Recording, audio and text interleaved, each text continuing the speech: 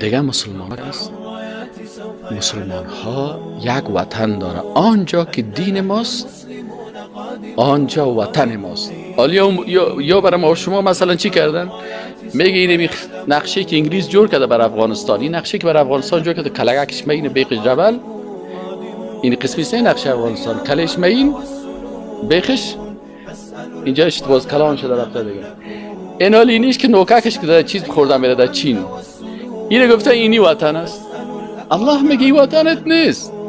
مکه وطن ما توست، مدینه وطن ما توست، فلسطین وطن ما توست. نصر ولن نرضى بغير النور في الليل هدى لن ننطفي أبدا لن ننتهي أملا إنا كبرق في السماء جاء ملتهبا فإذا البرق تجلى فارقبوا شمس النهار واركبوا الرايات تصلى برياح الانتصار فإذا البرق تجلى فارقبوا شمس النهار واركبوا الرايات تصلى برياح الانتصار مسلم جاء كبرق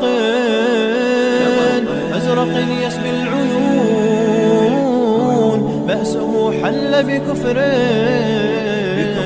إننا منتصرون مسلم جاء كبرق أزرق يسبي العيون بأسه حل بكفر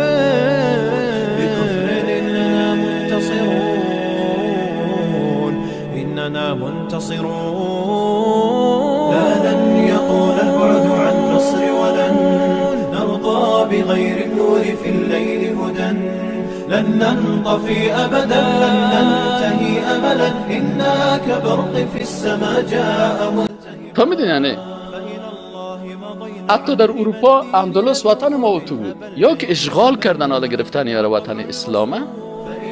این حالا چی جور کرده؟ میگه اینه میگه یک وطنت است، بیرون از این وطنت است دیگه کل چی است؟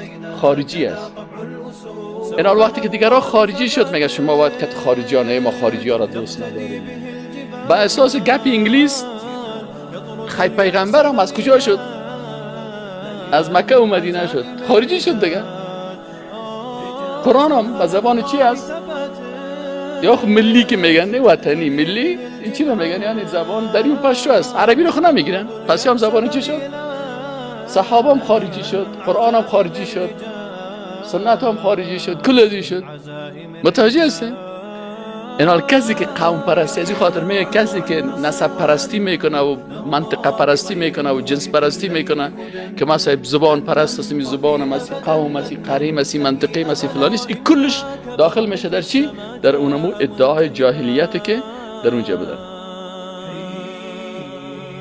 نرفع الرايات سوف يعلمون أن نحن المسلمون قادمون